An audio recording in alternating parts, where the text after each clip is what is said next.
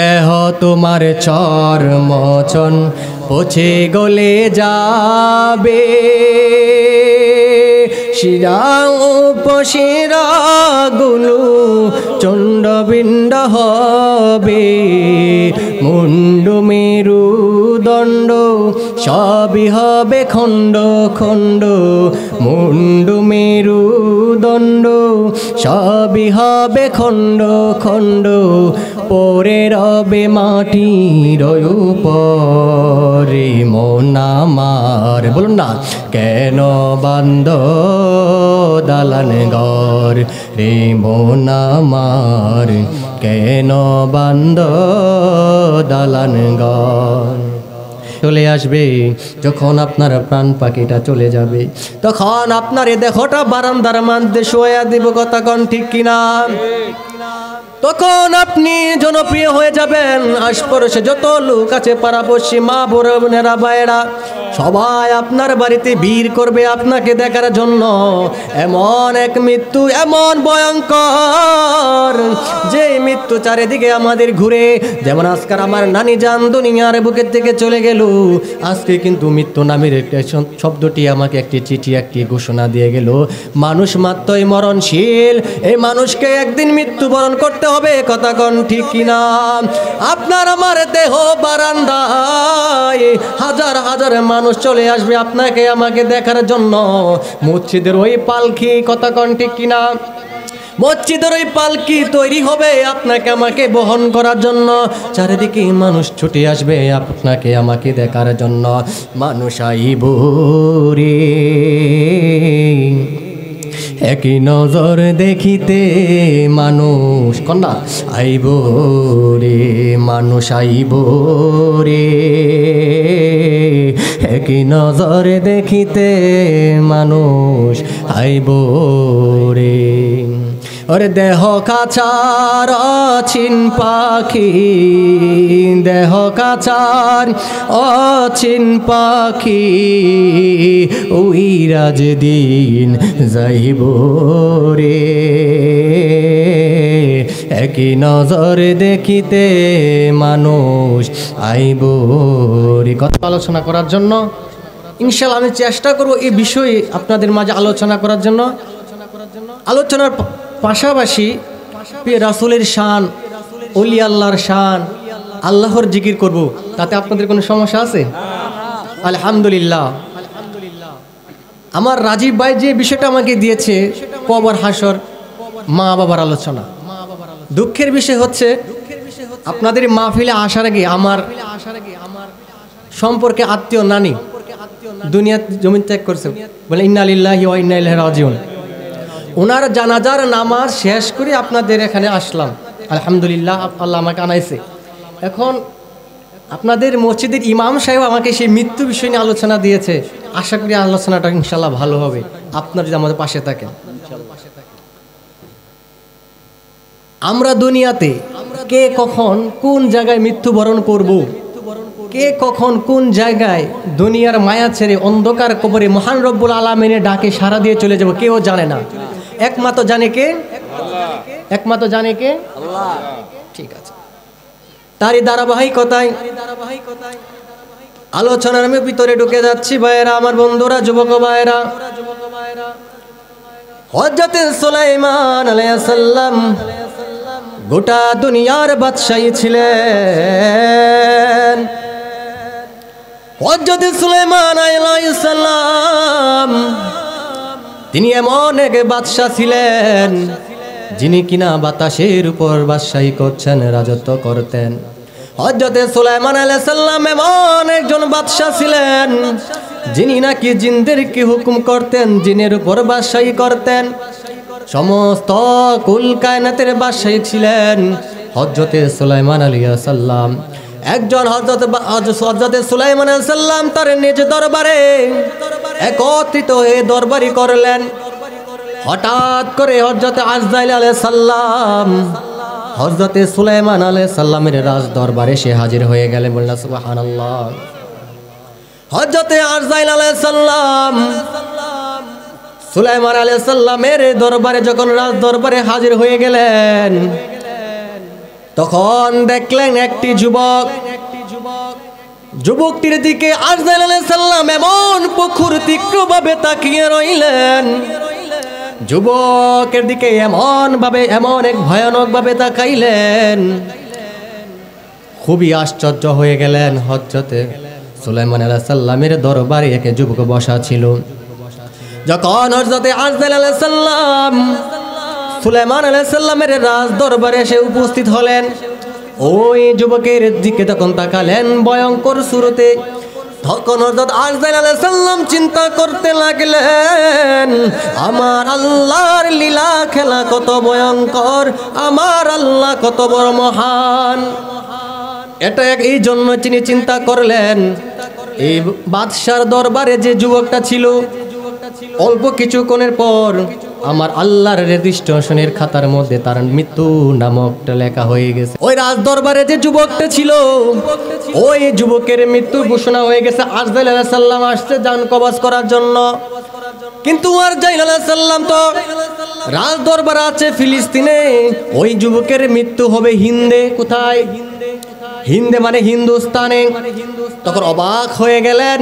তখন ওই যুবক, যে যুবকের দিকে আজরাইল কঠিন ভয়ঙ্কর রূপে তাকাইল, এই যুবক হযরতে সুলাইমান আলাইহিস সালামকে বললেন, খুবই তাড়না, খুবই হতাশ, আপনি তো বাতাসের উপর রাজত্ব করতে পারেন, বাতাসের যা আপনি হুকুম করলে বাতাস আপনার কথা শুনি।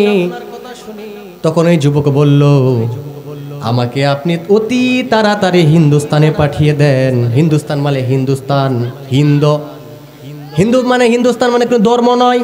হিন্দুস্তান হচ্ছে একটি রাষ্ট্র সংস্থার নাম, আর সনাতন হচ্ছে কি ধর্মের নাম।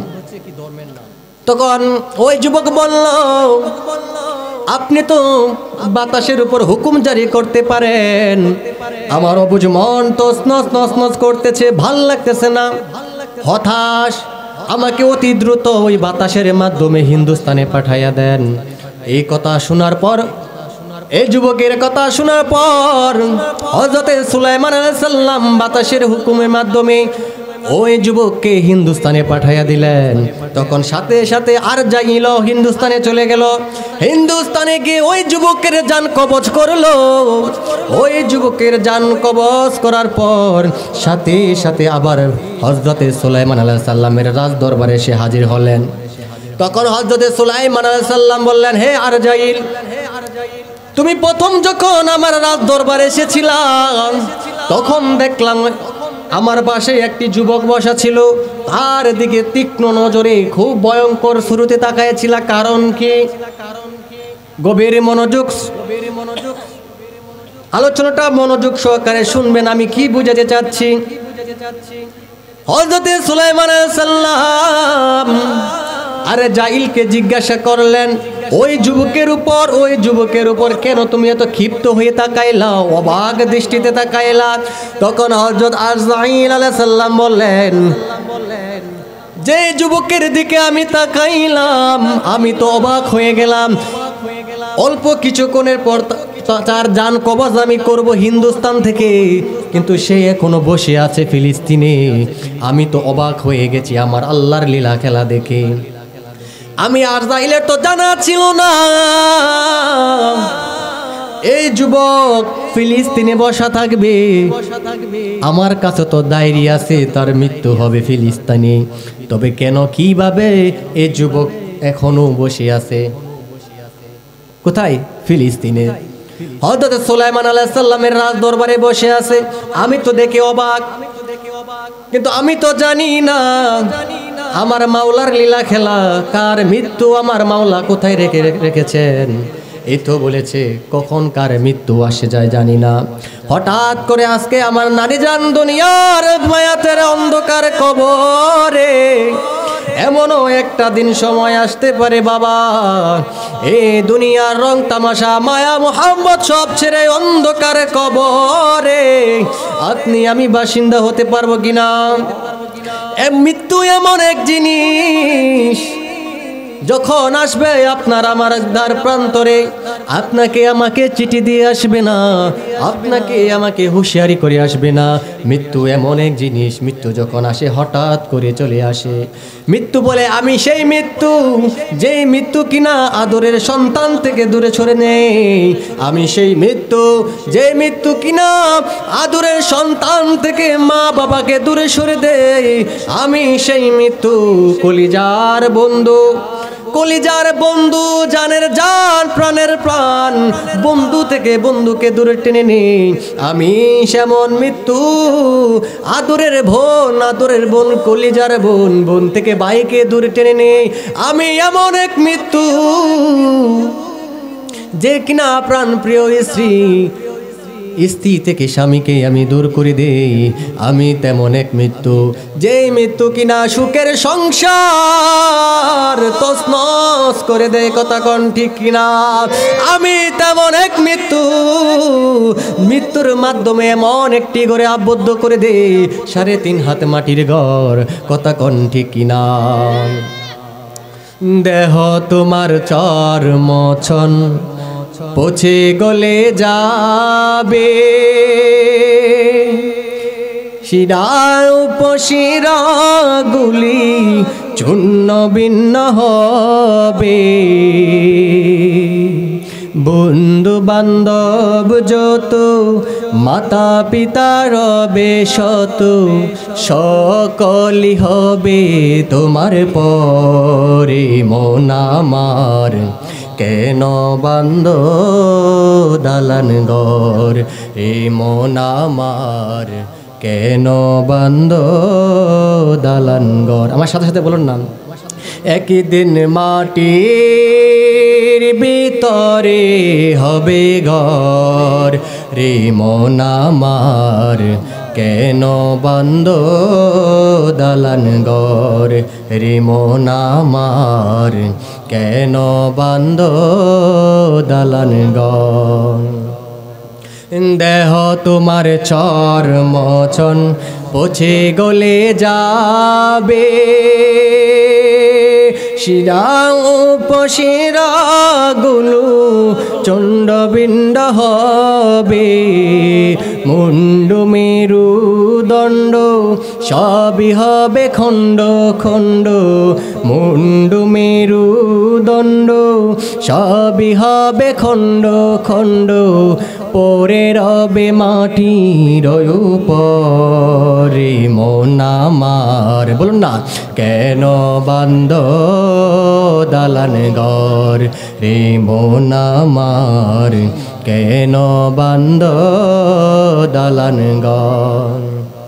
একদিন মাটির ভিতরে হবে ঘর, রে মন আমার কেন বান্দ দালান ঘর, রে মন আমার কেন বান্দ দালান ঘর। মেঘনা বাজারে বাইরা বন্ধুরা আমার, যে আলোচনার মধ্যে ছিলাম, এই মৃত্যু বড় ভয়ঙ্কর। মৃত্যু খুব কঠিন এক জিনিস, কবর খুব ভয়ঙ্কর, খুব ভয়ঙ্কর জিনিস। এই পৃথিবীতে দালান কোট্টা বারে গারে যা কিছু আমরা করব, সব কিছু দুনিয়াতে রেখে অন্ধকার কবরে যেতে হবে। কথা কন ঠিক কিনা? যখন আবার মৃত্যু নামক শব্দটা চলে আসবে, হাতের মধ্যে দামি আংটি খুলে ফেলবে, আপনার গায়ে থেকে দামি কাপড় খুলে ফেলবে, সুন্দর পাঞ্জাবিগুলো খুলে ফেলবে, তখন আপনার এ দেহ মূল্য থাকবে না, দেহটা হয়ে যাবে লাশ। যখন আপনার দেহটা বিছানায় থাকবে, বিছানা থেকে তাড়াতাড়ি নামায়া তাড়াতাড়ি উঠানের মধ্যে বিছাইয়া দিবে, তখন যখন মৃত্যুটা চলে আসবে, যখন আপনার প্রাণ পাখিটা চলে যাবে, তখন আপনার এই দেহটা বারান্দার মধ্যে শোয়া দিব। কথা কন ঠিক কিনা? তখন আপনি জনপ্রিয় হয়ে যাবেন। আশপাশে যত লোক আছে, পাড়াপড়শি, মা বোনেরা, ভাইয়েরা, সবাই আপনার বাড়িতে ভিড় করবে আপনাকে দেখার জন্য।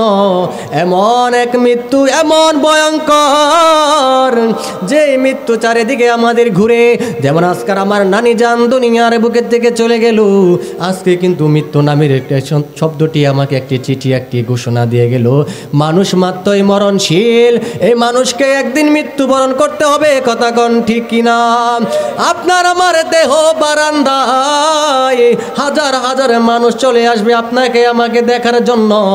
মসজিদের ওই পালকি, কথা কোন ঠিক কিনা? মসজিদের ওই পালকি তৈরি হবে আপনাকে আমাকে বহন করার জন্য। চারিদিকে মানুষ ছুটে আসবে আপনাকে আমাকে দেখার জন্য।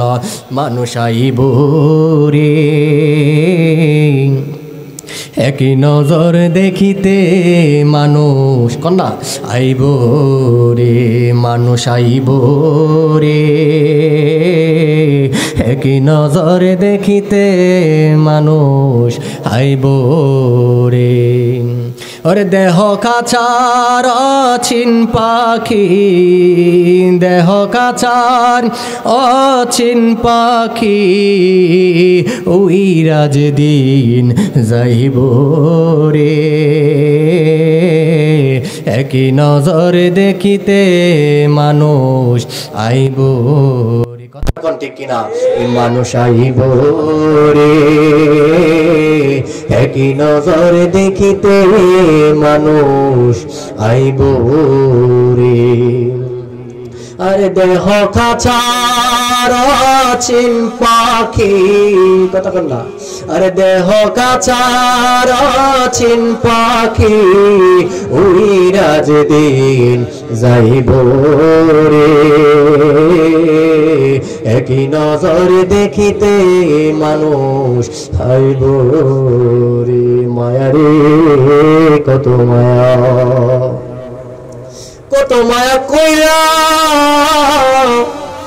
কত মায়া কইরা আপনারা আমারে গোসল দিব। কত লিখি না ওই আমার মেঘনা বাজারে বাইরে, ও আমার মেঘনা বাজারে পদ্মার অন্তর থেকে মা বোনেরা, কত মা কইরা গোসল দিব। সাদা কাপড়ে আপনারে আমারে বান্ডিল করব, কত মায়া কইরা নাকে তোলা দিব।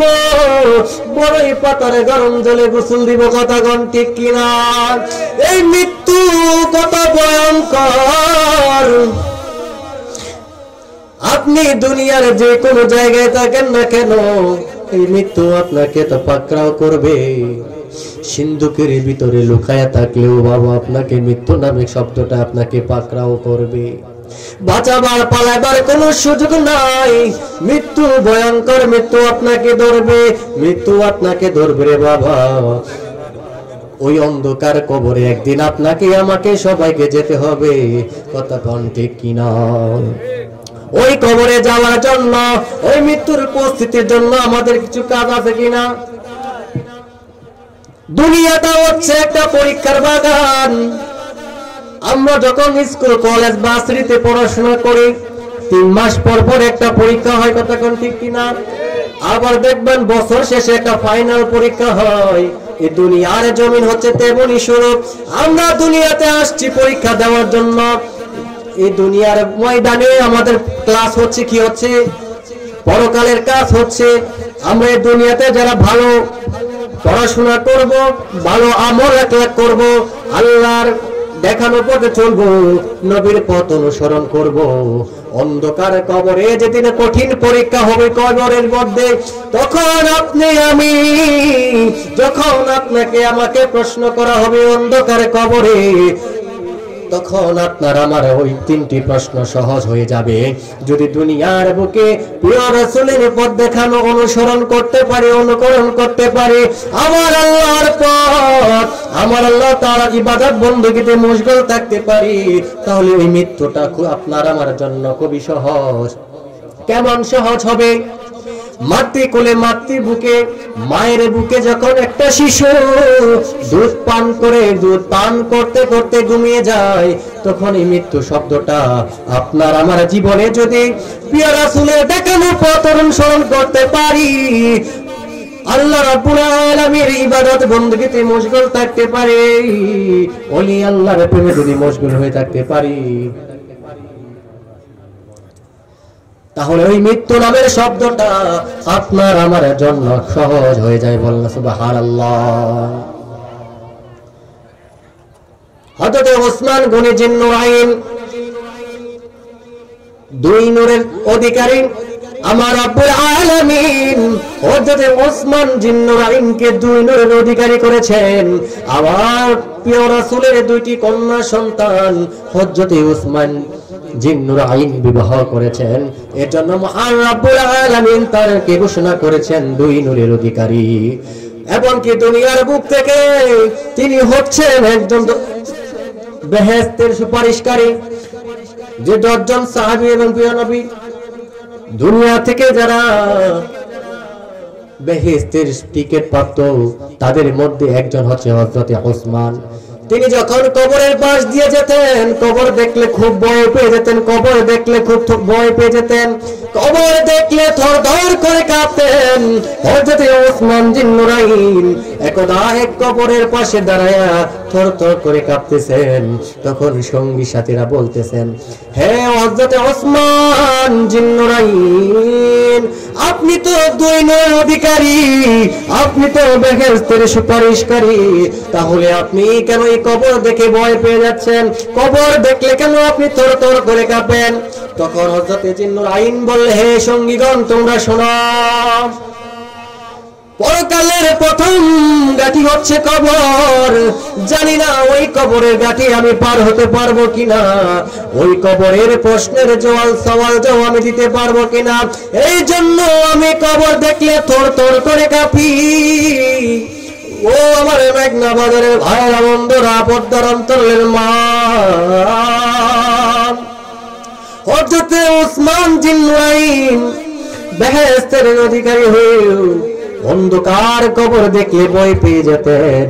আপনি আমি কেমন একটু চিন্তা করে দেখুন, অচেত বাড়ির পাশে কবরস্থান, ওই কবরের পাশে আমরা গিয়ে কবর দেখলে ভয় পাই না, নতুন একটা কবর দেখলে ভয় পায় না, বাড়ির পাশে আত্মীয় স্বজন মারা গেলেও ভয় পায় না। অচেত হযরত ওসমান জিন্নুরাইন কবর দেখলে থরথর করে কাঁপতেন। অচেত হযরত ওসমান জিন্নুরাইন কবরের ভয়ে সর্বদাই জাগ্রত থাকতেন। আপনি আমি কেমন মুসলমান, পরিবার থেকে মা বাবা আত্মীয় স্বজন যদিও মারা যায়, সর্বোচ্চ 3 দিন মায়ের জন্য কান্নাকাটি করি, সর্বোচ্চ 3 দিন মসজিদে গিয়ে নামাজ পড়ি, দোয়া করি। অথচ বাড়ির পাশে মায়ের কবরস্থান। আপনি আমি যদি চেষ্টা করতাম ওই অন্ধকার কবর দেখে জীবনে একটু শিক্ষা নিতাম, কারণ যদি মনে করতাম ওই অন্ধকার কবরে একদিন আমাকে যেতে হবে, কি করলাম দুনিয়ার জমিনে এসে? একদিনও তো অন্ধকার কবরের পাশে গিয়ে দাঁড়াইলাম না। এই অবুঝ মন কিভাবে সান্ত্বনা দিবেন? দুনিয়ার জমিনে আল্লাহ রাব্বুল আলামিন পাঠাইছেন তার প্রিয় হাবিবের দেখানো পথ অনুসরণ করার জন্য, কোরআন মাজিদ অনুসরণ করার জন্য, আমার মহান রাব্বুল আলামিনের ইবাদত বন্দেগী করার জন্য। কিছুই তো করলাম না। দুনিয়ার তামাশায় পড়ে, দুনিয়ার মহিমায় পড়ে, স্ত্রী স্বজন পুত্র সন্তানের মায়ায় পড়ে মহান রাব্বুল আলামিনকে ভুলে রইলাম, মহান রাব্বুল আলামিনকে ভুলে রইলাম। আমার রাব্বুল আলামিনের দরবারে একদিন যেতে হবে। যে অন্ধকার কবরের কথা বলছিলাম, কবর, মৃত্যু, হাসর, ওই অন্ধকারে কবরে আমি আপনি কি হিসাব দিব? যখন আমার রাব্বুল আলামিন কবরের মধ্যে আমাদেরকে হিসাবে দেবে কিনা? এতে ভাই একটু এদিকে মনোযোগ। যখন আপনাকে আমাকে পাকাও করে ধরবে, দুনিয়ার জমিনে তোমাকে পাঠাইছি আমি আল্লাহ ইবাদত বন্দেগী করার জন্য। তুমি কি করলা? স্ত্রী সন্তানের মায়ে পড়ে থাকলা, সারাদিন শুধু কামাই কামাই কামাই, রোজগার রোজগার করলা। এই কামাই রুজি করে কি করলা? দুনিয়াতে কি করলা? রং তামাশায় মাতলা। মহান রাব্বুল আলামিনের ইবাদত বন্দেগীতে মাতলা না, প্রিয় হাবিবের দেখানো পথ অনুসরণ করলা না। যে প্রিয় হাবিব আপনার আমার অন্ধকারের কবরের সাথে কথা কন, ঠিক কিনা? যখন আপনাকে আমাকে অন্ধকারে কবরে রাখি আসবে, তখন কি বলে রাখি আসে? এটা আওয়াজ দেন, মিল্লাতে রাসূলুল্লাহ। কথা ঠিক কিনা? যখন আপনাকে কার উপর বয়াত করে আসে, আমার রাসূলের হাতে আমাদেরকে সঁপে দিয়ে আসে যে আপনার উম্মতকে দিয়ে গেলাম। কথা ঠিক কিনা? সেই নবীজির উপর আমরা দুরূদ সালাম পড়তে রাজি কিনা? সেই নবীজির উপর আমরা বেশি বেশি দুরূদ শরীফ পাঠ করব। আমার রাসূল পাক সাল্লাল্লাহু আলাইহি সাল্লামের উপর একবার দুরূদ শরীফ পাঠ করলে তার পিছনে 10 বছরের গুনাহ মাফ হয়ে যাবে। সুবহানাল্লাহ। তো এত বড় একটা আমল আমরা সবসময় করতে রাজি আছি কিনা? আপনার আমার অন্ধকার কবরের সাথী, অন্ধকার কবরের বাতি একমাত্রই প্রিয় নবী সাল্লাল্লাহু আলাইহি ওয়াসাল্লাম। কথা কোন ঠিক কিনা? সকলেই চেষ্টা করবেন প্রিয় রাসূলের শানের উপর সর্বদা থাকার জন্য, আহলে সুন্নাত ওয়াল জামাত এর আকীদায় জীবন যাপন করার জন্য। আমার বেশি একটা সময় নাই, হয়তো 5 মিনিটের ভিতর অতিথি চলে আসবে, আরেকটা আলোচনায় ঢুকতে চাইছিলাম, পারবো না। এই 5 মিনিটের ভিতর আপনাদের নিয়ে একটু প্রিয় রাসূলের শান, ওলি আল্লাহর শান 1-2টা গায়ে আপনার কি কষ্ট হবে? তাহলে আমার সাথে সাথে সবাই একটু বলবেন, হ্যাঁ, এবং গাওয়ার চেষ্টা করবেন। পৃথিবীর প্রথম গর কোরআনে তিবাকা আল্লাহু আল্লাহু আল্লাহু আল্লাহ। এই পৃথিবীর প্রথম গর কোরআনে তেবাকা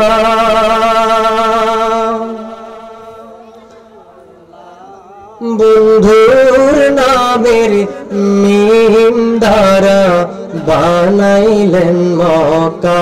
কথা কোন ঠিক কিনা? আল্লাহ ও আল্লাহ।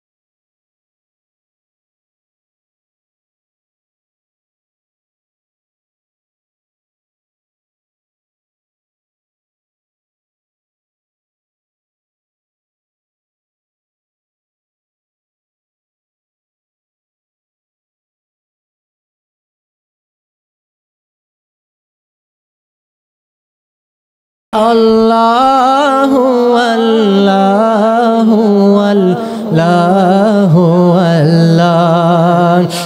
যেথায় লক্ষ কোটি প্রেমিকদের প্রেম মেলা, লাবাইক লাবাইক বলে লা শারিকা লাহ। আল্লাহ ও আল্লাহ ও আল্লাহ ও আল্লাহ আল্লাহ আল্লাহ ইলাহা ইল্লাল্লাহ। ও প্রিয় হাবিব পাগলের রাখছো কেন দূর? সাথে বলো না। ও প্রিয় হাবিব পাগলের রাখছো কেন? পাগল ছিলেন ওয়াজ করুনি জুব্বা দিলা তার। আমি পাগলা কিছু চাই না, চাই যে তোমারে প্রিয় হাবিব পাগলের দূরে। ও প্রিয় হাবিব কথা বল না, কথা বল না, রাখছো কেন দূরে? ও প্রিয় মাশাল্লাহ পাগলের রাখছো কেন? ও প্রিয় হাবিব পাগল ছিলেন হাফসি বেলাল খুঁজে তোমারে। ওই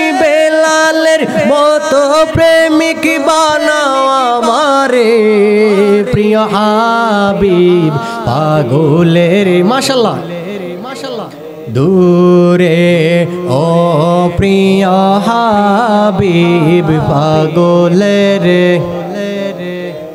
দূরে ও প্রিয় পাগলের রাখছো কেন দূরে অসহায়ের মতো কাঁদি পাইতে তোমারে কোন দিন জানি মিটিবে আশা তোমার দিদারে পূর্ণ হাবিব পাগলের রাখছো কেন দূরে ও প্রিয় হাবিব পাগলের রাখছো কেন ও প্রিয় হাবিব পাগলের কেন দূরে ও প্রিয় হাবিব পাগলের রাখছো